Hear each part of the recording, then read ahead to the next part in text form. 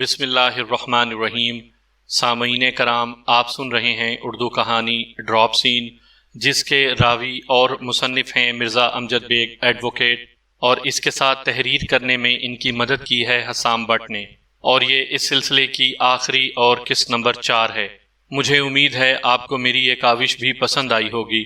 آپ نے اگر ابھی تک میرا چینل کہانی گھر سبسکرائب نہیں کیا تو ابھی میرے چینل کو سبسکرائب کر کے بیل نوٹیفیکیشن آن کر دیجئے تاکہ آنے والی ہر نئی کہانی کی اطلاع بر وقت آپ تک پہنچ سکے۔ میں نے کہا، قریشی صاحب، عباسی لیبارٹریز میں کام کرتے ہوئے آپ کو کتنا عرصہ ہوا ہے؟ اس نے کچھ سوچتے ہوئے جواب دیا، کم و بیش 8 سال۔ میں نے پوچھا، مذکورہ دوا ساز کمپنی کے بارے میں کچھ بتائیں۔ اس نے بتایا، عباسی لیبارٹریز کی فیکٹری سائٹ کے ایک علاقے میں واقع ہے۔ یہ ایک مقامی فارماسیوٹیکل کمپنی ہے۔ ہم سرکاری ہسپتالوں کو ادویات فراہم کرتے ہیں۔ آپ کی رہائش کس جگہ؟ نارتھ میں۔ نارتھ کراچی یا نارتھ ناظم آباد میں؟ نارتھ ناظم آباد میں۔ میں نے پوچھا، آپ فیکٹری کے آنے جانے کے لیے اپنی گاڑی استعمال کرتے ہیں؟ اس نے اسبات میں جواب دیا۔ میں نے سوال کیا، نارنجی رنگ کی فوکسی آپ ہی کی ہے؟ جی ہاں، میں آمد و رفت کے لیے وہی گاڑی استعمال کرتا ہوں۔ وقوعہ کے روز بھی آپ اسی فوکسی میں اپنے باس کے بنگلے پر پہنچے تھے؟ جی ہاں، بالکل۔ اور فوکسی آپ نے مقتول کے بنگلے کے باہر کھڑی کر دی تھی؟ ظاہر ہے، اور کہاں کھڑی کرتا؟ میں نے پوچھا، اس روز آپ باقاعدہ کسی پروگرام کے تحت اپنے باس کے بنگلے پر پہنچے تھے یا یہ ایک محض اتفاق تھا؟ یہ اتفاق نہیں تھا، بلکہ باس نے مجھے خود بلایا تھا۔ کوئی ضروری کام ہوگا؟ جی ہاں، اس نے اسبات میں جواب دیا۔ پھر ضروری کام کی وضاحت کرتے ہوئے بتایا، وہ 22 دسمبر کی رات تھی۔ دوسرے روز چھٹی تھی۔ چھٹی کے روز ہم نے ایک پارٹی کو کیش پیمنٹ کرنا تھی۔ میں وہ رقم لینے کے لیے ہی عباسی صاحب کے پاس پہنچا تھا۔ عباسی صاحب نے دن میں بینک سے وہ رقم نکلوائی تھی۔ وہ کتنی رقم تھی؟ پورے 5 لاکھ روپے، جو اتفاق سے ضائع ہونے سے بچ گئے تھے۔ جی ہاں۔ جی، کیا کہا آپ نے؟ میں نے کہا، کیا یہ وہی 5 لاکھ روپے تھے جو سیاہ رنگ کے بریف کیس میں بند تھے؟ اس نے اسبات میں جواب دیا اور اپنے الفاظ پر زور دیتے ہوئے بتایا کہ یہ 5 لاکھ روپے سیاہ بریف کیس میں بند تھے اور چوری ہونے سے بچ گئے تھے۔ فدا حسین کی بر وقت مداخلت سے نہ صرف یہ کہ رقم محفوظ رہی تھی، بلکہ اس نے ملزم کو قابو کر کے پولیس کے حوالے بھی کر دیا تھا۔ اس کی وضاحت ختم ہوئی تو میں نے سوال کیا، قریشی صاحب، ایک بات میری سمجھ میں نہیں آئی۔ ایک طرف تو آپ کہتے ہیں کہ آپ نے کسی پارٹی کو 5 لاکھ روپے کی پیمنٹ کرنا تھی، اور دوسری جانب آپ یہ بھی بتا رہے ہیں کہ دوسرے روز چھٹی تھی۔ یہ کیا ماجرا ہے؟ یہ کوئی خاص ماجرا نہیں ہے جناب، وہ پورے اعتماد انداز میں بولا۔ دراصل ہم کبھی کبھار چھٹی کے روز بھی فیکٹری کھول لیتے ہیں۔ ہم نے پارٹی کو فیکٹری ہی میں بلایا تھا۔ پارٹی مزید ایک دن صبر نہیں کر سکتی تھی، ورنہ اتنی بڑی رقم بصورت کیش گھر میں رکھنے کی نوبت ہی نہ آتی۔ وضاحت کا شکریہ قریشی صاحب، میں نے کہا۔ پھر پوچھا، آپ نے تھوڑی دیر قبل وکیل استغاثہ کے ایک سوال کے جواب میں بتایا ہے کہ وقوعہ کے روز جب آپ مقتول فرید عباسی کے گھر پہنچے تو آپ نے دیکھا کہ گھر کے تمام افراد مقتول کے بیڈ روم میں جمع تھے؟ جی ہاں، میں نے یہی بتایا ہے۔ گھر کے تمام افراد سے آپ کی کیا مراد تھی؟ وہ تامل کرتے ہوئے بولا، میرا مطلب تھا مسز عباسی، فدا حسین اور دونوں بچے۔ آپ نے بتایا ہے کہ آپ کو ملزم فدا حسین کی زبانی اس سانحے کی خبر ہوئی تھی۔ بالکل ٹھیک فرمایا آپ نے مجھے، فدا حسین ہی نے بتایا تھا۔ فدا حسین نے آپ کو یہ بات بنگلے میں داخل ہوتے ہی بتا دی تھی یا اندر مقتول کے بیڈ روم میں پہنچنے کے بعد آپ کو یہ بات معلوم ہوئی تھی؟ اس نے جواب دیا، اس روز میرے لیے بنگلے کا گیٹ خود فدا حسین نے ہی کھولا تھا، کیونکہ بنگلے کا مستقل چوکیدار صنوبر خان چھٹی پر گیا ہوا تھا۔ فدا حسین نے بنگلے میں داخل ہوتے ہی مجھے بتا دیا تھا کہ وہاں کیا واردات پیش آ چکی ہے۔ پھر آپ سیدھے مقتول کے بیڈ روم میں پہنچے تھے؟ جی ہاں، میں نے ایسا ہی کیا تھا۔ وہاں آپ نے کیا دیکھا تھا؟ عباسی صاحب بیڈ روم کے فرش پر چت پڑے تھے، ان کا لباس خون آلود تھا اور وہ بقید حیات نہیں تھے۔ آپ کو اچھی طرح یاد ہے کہ مقتول بیڈ روم کے فرش پر چت پڑا تھا؟ وہ جلدی سے بولا، بیڈ روم کے فرش پر میری مراد بیڈ روم کا قالین تھا۔ میں آپ کی مراد سمجھ گیا تھا۔ میں نے کہا، پھر پوچھا، ذرا سوچ کر بتائیں کہ مقتول بیڈ روم کے فرش پر کس جگہ پڑا ہوا دکھائی دیا تھا؟ بیڈ روم کے عین وسط میں۔ میں نے اچانک پوچھا، وقوعہ کے روز ملزم آپ سے ملنے آیا تھا؟ جی ہاں، بے ساختہ اس کے منہ سے نکل گیا۔ پھر وہ سنبھل کر بولا، یہ آپ کیا کہہ رہے ہیں؟ ملزم مجھ سے ملنے کیوں آنے لگا تھا؟ وہ تو بنگلے میں ایک بیڈ روم کے اندر بند تھا۔ آپ نے اسے بیڈ روم میں جا کر دیکھا تھا؟ جی ہاں، دیکھا تھا۔ اس کے بعد آپ نے پولیس کو فون کر دیا تھا؟ جی ہاں۔ آپ نے پولیس کو فون کتنے بجے کیا تھا؟ 8 بجے۔ پولیس جائے وقوع پر کتنے بجے پہنچی تھی؟ کم و بیش 15 منٹ بعد، یعنی 8:15 بجے۔ آپ کہہ سکتے ہیں۔ میں نے کہا، جب آپ نے مقتول کو اس بیڈ روم میں فرش پر چت پڑے دیکھا تو اس وقت آپ کو بیڈ پر کچھ پڑا ہوا دکھائی دیا تھا؟ وہاں رقم والا بریف کیس رکھا ہوا تھا، اس نے جواب دیا۔ میں نے پوچھا، پولیس نے بنگلے پر پہنچ کر سب سے پہلے کیا کیا تھا؟ انہوں نے سب سے پہلے ملزم کو گرفتار کیا تھا، جسے ایک خالی بیڈ روم میں بند کر دیا گیا تھا۔ جی ہاں۔ کیا آپ بھی پولیس کے ساتھ ہی اس بیڈ روم میں پہنچے تھے جہاں ملزم کو بند کیا گیا تھا؟ اس نے اثبات میں جواب دیا۔ میں نے پوچھا، اس وقت ملزم کی حالت کیسی تھی؟ کیا وہ ہوش میں آ چکا تھا؟ وہ نیم بے ہوش تھا، جمیل قریشی نے بتایا۔ پولیس افسر کی ٹھوکر سے ہوش میں آ گیا تھا۔ جب آپ پہلے بیڈ روم میں گئے تھے تو وہ مکمل بے ہوش تھا؟ میں نے اسے پہلی بار دیکھا تھا، یعنی پولیس کے آنے سے پہلے آپ نے ملزم کو نہیں دیکھا تھا؟ سوال ہی پیدا نہیں ہوتا۔ میں نے اپنی فائلوں پر ہاتھ مارتے ہوئے کہا، قریشی صاحب، سوال تو پیدا ہو چکا ہے جناب۔ وہ الجھن آمیز نظر سے مجھے دیکھنے لگا، پھر بولا، میں آپ کی بات کا مطلب نہیں سمجھا۔ میں نے کہا، تھوڑی دیر پہلے آپ نے میرے ایک سوال کے جواب میں بتایا تھا کہ آپ نے بیڈ روم کے اندر جا کر ملزم کو دیکھا تھا۔ اب آپ کہہ رہے ہیں کہ آپ نے پولیس کی آمد کے بعد پہلی مرتبہ ملزم کو پولیس کی میت میں دیکھا تھا۔ آپ کی کون سی بات کو درست تسلیم کیا جائے؟ آپ خوامخواہ بات کو گھما پھرا کر بیان کر رہے ہیں۔ وہ مصنوعی خفگی کا اظہار کرتے ہوئے بولا، میں نے ملزم کو پہلی مرتبہ پولیس کی موجودگی میں ہی دیکھا تھا۔ آپ نے میری بات سمجھنے میں غلطی کی ہوگی۔ چلیں یہ بتائیں، میں نے جرح کے سلسلے کو آگے بڑھاتے ہوئے سوال کیا، جب آپ نے پولیس کی موجودگی میں ملزم کو دیکھا تو فوری طور پر پہچان لیا ہوگا؟ جی ہاں۔ جی نہیں۔ وہ گڑبڑا کر پھر لکنت آمیز لہجے میں بولا، میں بھلا اسے کیسے پہچان سکتا تھا؟ میں نے تو اسے زندگی میں پہلی مرتبہ دیکھا تھا۔ میں نے سوالات کا رخ تبدیل کرتے ہوئے تابڑ توڑ حملے کرنے شروع کر دیے۔ قریشی صاحب، آپ کے بیان کے مطابق آپ نے جب پولیس کو فون کیا تو اس وقت 8 بجے تھے؟ جی ہاں، میں نے یہی بیان کیا ہے۔ اور اسی وقت آپ جائے وقوع پر پہنچے تھے؟ جی ہاں۔ میں نے پوچھا، کیا اس وقت آپ سیدھے گھر سے ہی آ رہے تھے؟ اس نے اثبات میں جواب دیا۔ میں نے پوچھا، قریشی صاحب، میری معلومات کے مطابق آپ وقوع کے روز ٹھیک 6 بجے شام، یعنی کم و بیش مغرب کے وقت اپنے گھر سے نکلے تھے۔ میں اپنی ان معلومات کو ثابت بھی کر سکتا ہوں۔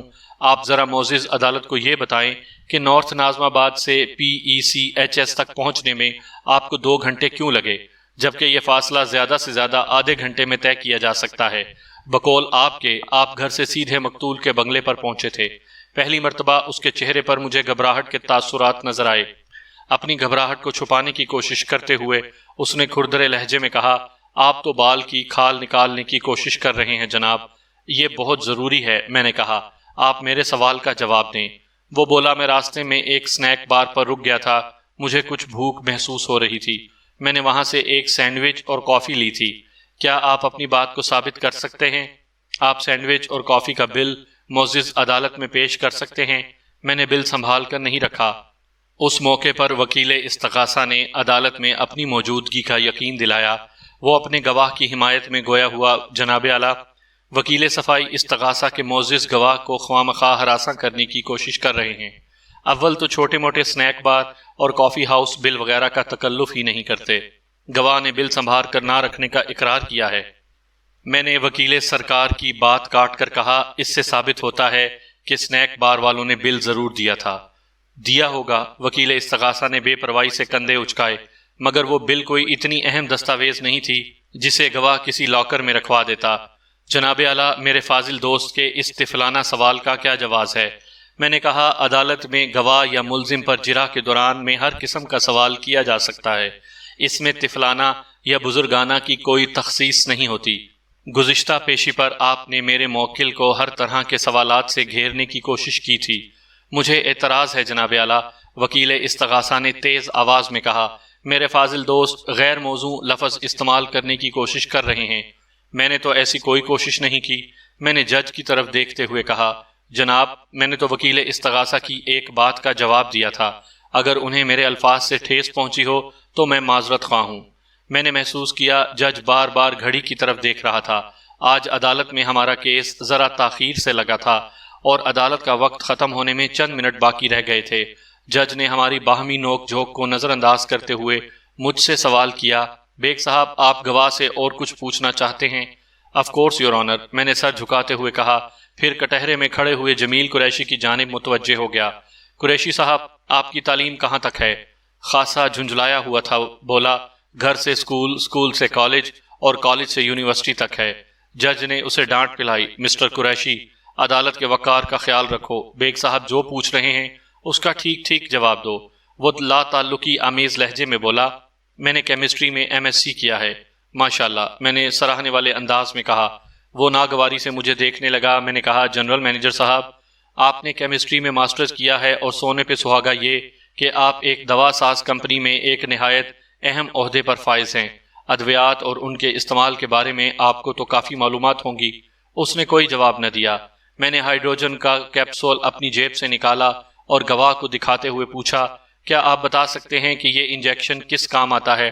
اس نے مذکورہ کیپسول میرے ہاتھ سے لے لیا اور بغور اس کا معائنہ کرنے کے بعد کیپسول مجھے واپس دیتے ہوئے جواب دیا، یہ انجیکشن مختلف مریضوں کو مختلف شکایات میں دیا جا سکتا ہے، لیکن یہ ضروری ہے کہ ان شکایات کا تعلق بالواسطہ یا بلا واسطہ اعصابی ترسیل سے ہو۔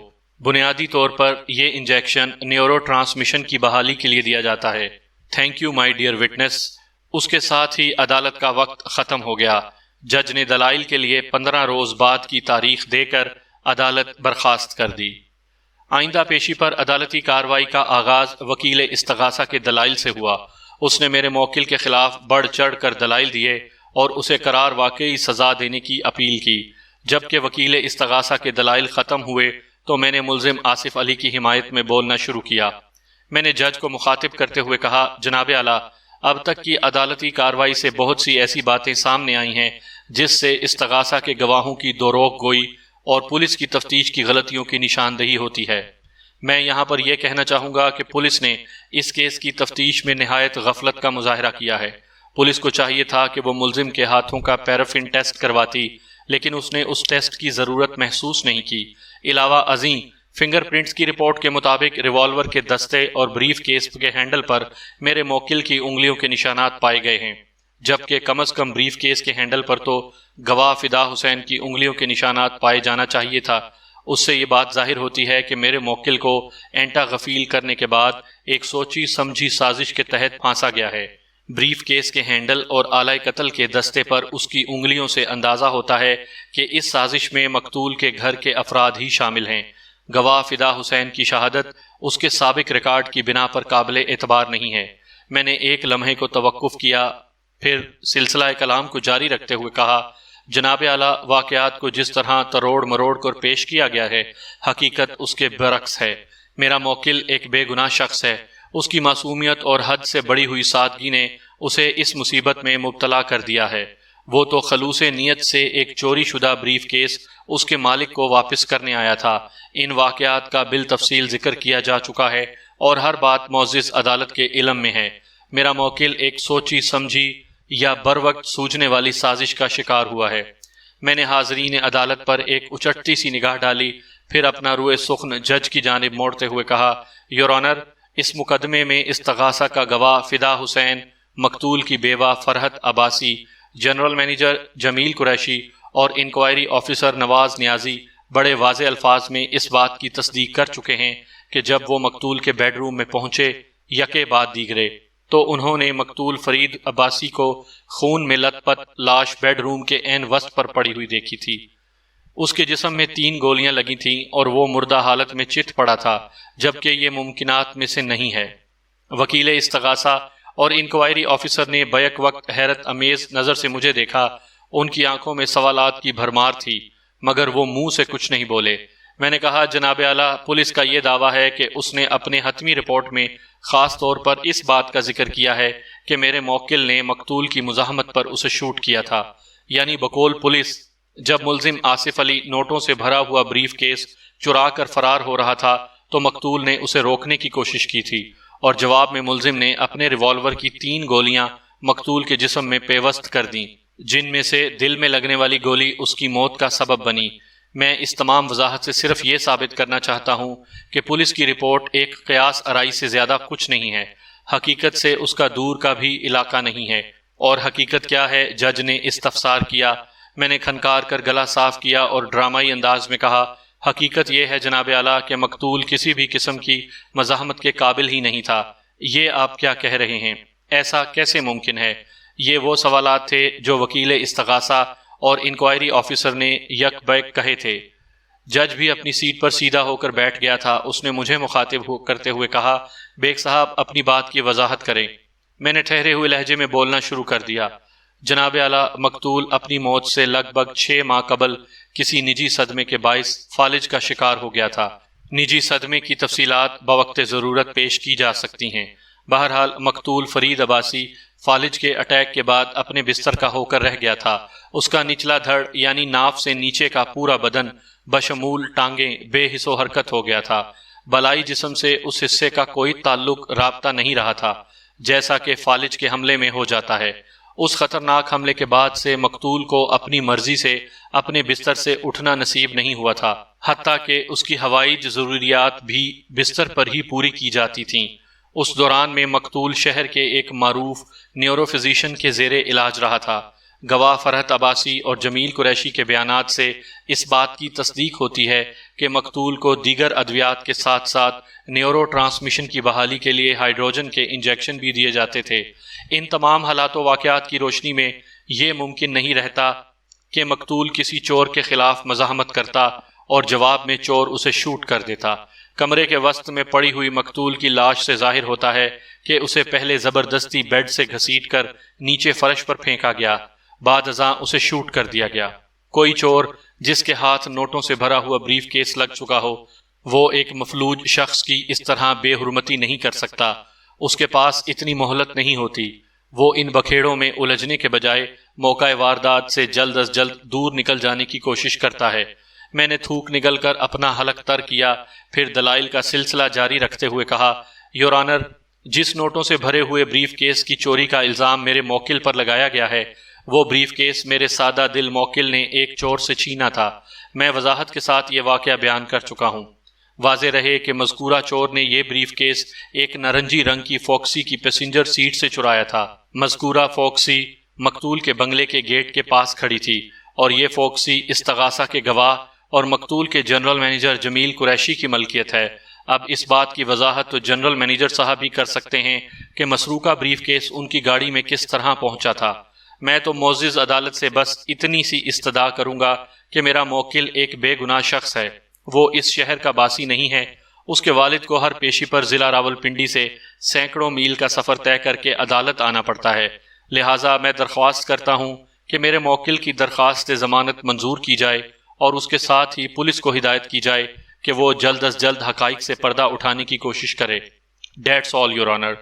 میرے دلائل ختم ہوئے تو میں نے محسوس کیا جج خاصا متاثر نظر آ رہا تھا۔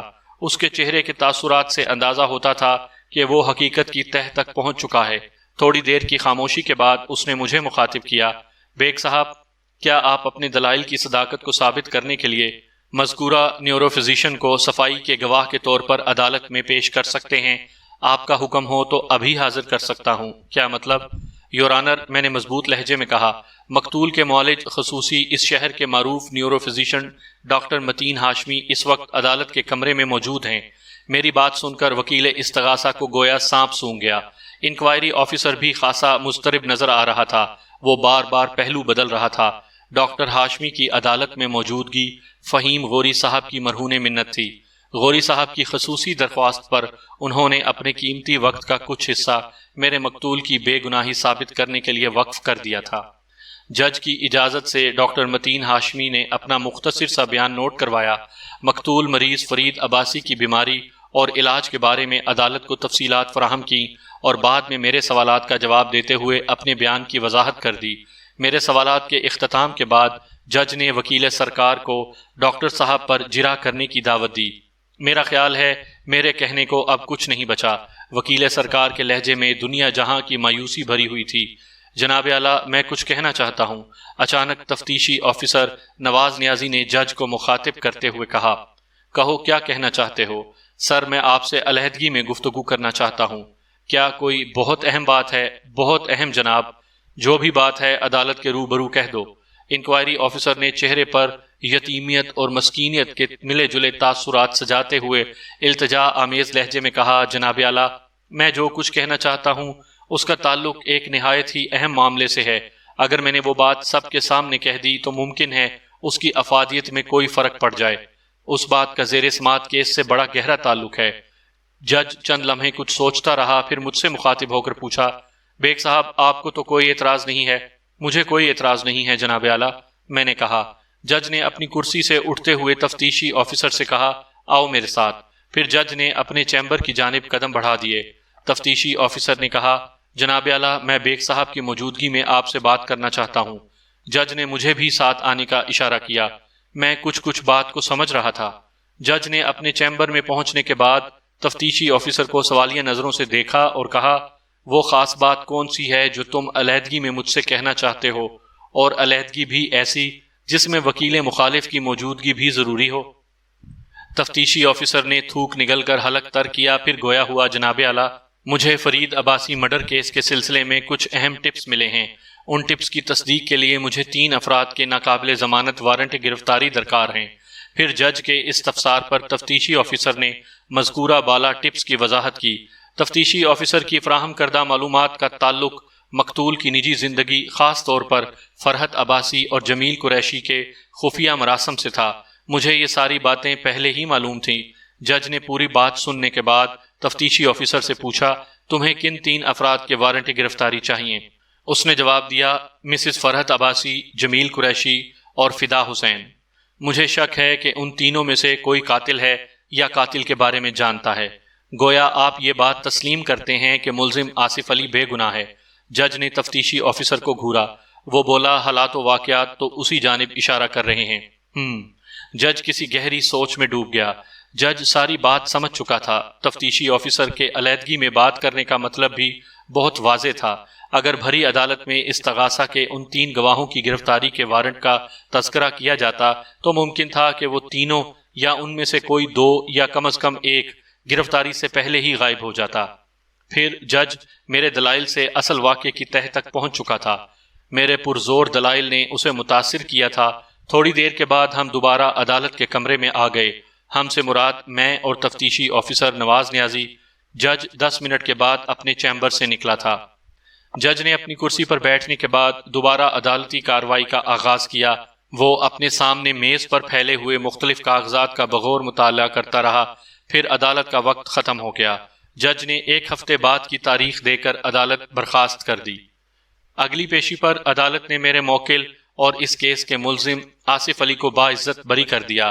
اس کے ساتھ ہی انکوائری آفیسر کو تاکید کی کہ وہ جلد از جلد عدالت میں نیا چالان پیش کرے۔ انکوائری آفیسر گزشتہ پیشی پر فرحت عباسی، جمیل قریشی اور فدا حسین کے وارنٹ گرفتاری حاصل کر چکا تھا، لہٰذا اس نے فرصت اول میں ان تینوں کو گرفتار کر کے عدالت میں پیش کیا اور ان کا ریمانڈ حاصل کر لیا۔ ریمانڈ کی مدت کے دوران میں تفتیشی آفیسر کو زیادہ محنت نہیں کرنا پڑی۔ فرحت عباسی نے سب سے پہلے زبان کھولی، پھر ان تینوں نے اقرار جرم کر لیا۔ جمیل قریشی اس مشن کا روح رواں تھا اور اس کے ایما پر فدا حسین نے فرید عباسی کو موت کے گھاٹ اتارا تھا۔ فرحت عباسی جمیل قریشی پر دل و جان سے فدا تھی، لیکن شاطر جمیل قریشی فرحت عباسی کو تمام مال و متاع کے ساتھ حاصل کرنا چاہتا تھا۔ اگر معاملہ صرف فرحت کے حصول تک محدود ہوتا تو کوئی بات نہیں تھی۔ وہ تو فرید عباسی کو چھوڑ کر جمیل قریشی کو اپنانے کے لیے تیار بیٹھی تھی۔ فرید عباسی کے ساتھ گزرنے والی ازدواجی زندگی فرحت کے نزدیک تلخیوں سے بھرپور تھی۔ فرید عباسی سے اس کی شادی بھی اس کی مرضی کے خلاف ہوئی تھی۔ پھر جب جمیل قریشی سے اس کی ملاقات ہوئی تو اسے محسوس ہوا کہ جمیل قریشی وہی شخص تھا جسے وہ خواب و خیال میں ایک طویل عرصے سے بسائے بیٹھی تھی۔ فرحت کے ذہن میں آئیڈیل کا جو تصور تھا، جمیل قریشی اس پر 100% پورا اترتا تھا۔ جمیل قریشی نے جب فرحت کو اپنی جانب مائل با عنایت دیکھا تو وہ عیار شخص تمام کیل کانٹوں سے لیس ہو کر اس میدان میں کود پڑا۔ فرحت کو شیشے میں اتارنے میں جمیل کو ذرا بھی دشواری پیش نہ آئی۔ وہ تو پہلے ہی دیدہ و دل فرش راہ کیے بیٹھی تھی۔ جب فرید عباسی پر فالج کا حملہ ہوا تو دونوں کو اپنی منزل خاصی قریب نظر آنے لگی۔ 6 ماہ کے باقاعدہ علاج سے فرید عباسی کو رتی بھر فائدہ نہ ہوا۔ یہ صورتحال فرید عباسی کے لیے جتنی حوصلہ شکن تھی، فرحت اور جمیل کے لیے اتنی ہی حوصلہ افزا تھی۔ وہ اس کی موت کا انتظار کر رہے تھے کہ ایک عجیب واقعہ ہوا۔ ایک رات فرحت نے مقتول فرید عباسی کو اپنے وکیل سے فون پر بات کرتے ہوئے سن لیا۔ اس کے لہجے سے مایوسی عیاں تھی، شاید وہ اپنی زندگی سے مایوس ہو چکا تھا، بے بسی اور بے چارگی کی زندگی۔ فون پر ہونے والی گفتگو نے فرحت کو تشویش میں مبتلا کر دیا۔ فرید عباسی اپنے وکیل سے دولت و جائیداد کی تقسیم کے بارے میں کوئی مشورہ کرنا چاہتا تھا۔ فرید عباسی نہیں جانتا تھا کہ اس کی بیوی یہ گفتگو سن رہی تھی۔ فرحت نے کان لگا کر ٹیلی فون گفتگو سنی اور دوسرے ہی روز اس نے جمیل قریشی کو تمام واقعات سے آگاہ کر دیا۔ جمیل قریشی کا شاطر ذہن فوری طور پر حرکت میں آیا اور اس نے ایک منصوبہ ترتیب دے ڈالا۔ فرحت جمیل پر اندھا اعتماد کرتی تھی اور اپنے شوہر سے جان چھڑانے کی خواہاں تھی۔ فدا حسین جمیل کے لیے بھروسے کا آدمی تھا اور پہلے بھی مختلف سازشوں میں اس کا بھرپور ساتھ دے چکا تھا۔ جمیل قریشی نے فرحت اور فدا حسین کو ان کے کرداروں کی تفصیلات سمجھائیں اور بعد ازاں پولیس کو دیے جانے والے بیانات کے بارے میں بھی گائیڈ کیا۔ پھر اس سے پہلے کہ مقتول فرید عباسی اپنی دولت اور جائیداد کے تیے پانچے کو کوئی قانونی شکل دے پاتا، عیار جمیل قریشی نے اپنی شاطرانہ چال چل دی۔ وقوعہ کے روز وہ قریب 6:30 بجے مقتول کے بنگلے پر پہنچا۔ اس نے مقتول سے ملاقات کی اور ان کے درمیان فیکٹری کے معاملات پر باتیں ہوتی رہیں۔ یہ بات بالکل درست تھی کہ بریف کیس والے 5 لاکھ روپے کسی پارٹی کو کیش پیمنٹ کے لیے ہی بینک سے نکلوائے تھے اور حسب پروگرام جمیل قریشی وہی رقم لینے وہاں پہنچا تھا۔ فرید عباسی سے ملاقات کے بعد وہ بریف کیس لے کر اس کے بیڈ روم سے باہر آ گیا۔ فرید عباسی کی دانست میں وہ وہاں سے رخصت ہو گیا تھا، لیکن حقیقت اس کے برعکس تھی۔ جمیل قریشی نے نوٹوں والے بریف کیس کو اپنی فوکسی کے پیسنجر سیٹ پر رکھا اور بنگلے میں آ گیا۔ اب یہاں سے اصل ڈرامے کا آغاز ہوا۔ اپنے کردار کے مطابق فرحت عباسی بالائی منزل پر بچوں کے پاس چلی گئی۔ اب اسے فدا حسین کے بلانے پر ہی نیچے آنا تھا اور اپنے حصے کا باقی کردار ادا کرنا تھا۔